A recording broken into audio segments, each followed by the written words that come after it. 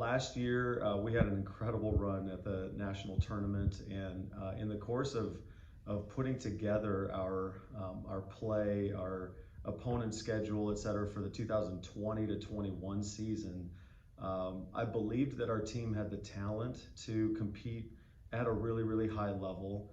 And also, I believed that a huge variable was what everyone in the world was working through, and that was COVID. And how do we take an unknown variable like COVID and match that with a sport? And in our volleyball world, I was grateful that our conference was able to play a normal and regular season in the fall, and then to take a pause and push that the rest of the postseason into March and April was really, really unique. And I was blessed for our athletes being willing to elongate their minds, their bodies, their spirits. And I'm truly grateful that in the sense of our team chemistry and everything we were working through to build those relationships with each other, March and April were really, really formative months for us. And I think the evidence of that and what the players committed to and their desires to really build meaningful depth in each of their relationships, that led to a really intense national tournament kind of experience where our backs were truly against the wall, and we were fighting to just stay alive in the national tournament and to beat Park, number 2 in the country, to beat them in a down 2 sets to none in a match point Park 24 to 22 scenario. And Hannah Connolly went back and served several points to tie it up, and we ended up winning that, if I remember right, 27-25 in that third set to just play a 4-set in that Park match, and winning the 4th and then winning the 5th. I think it was 15-12.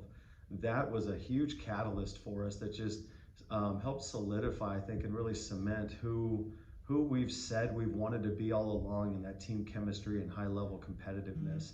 But we were the number 16 team in the country in that moment. And rankings, I've often found rankings can be set aside, but in the moment of that national tournament playing in April, to beat Park and to advance to play in that round of 8 the next day against Concordia, a conference team, was really, really special. And to see the team in the locker room, like I still get chills thinking about just that whole experience. Defender Nation having a venue where they could come out and really be together side by side, even though they had to wear masks. It was really, really special. I think I heard or remember President Eric Hoekstra leading the wave of fans down in the stands as we played in the national semifinal match against Missouri Baptist. Playing that match and being on ESPN3 for the 3rd time in I think 4 or 5 years. All these little things are just neat markers for our players to experience and be together. And to finish, I think we finished number four in the country with the national ranking.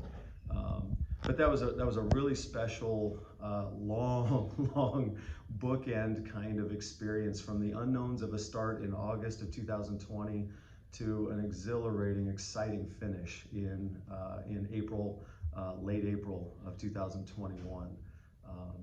And so my calculation through how do we schedule for this coming year, a lot of my calculation has been, do we have enough rest? Do we have enough downtime? Do we have enough physical, mental, emotional, spiritual recovery from that kind of long and enduring season? And time will tell.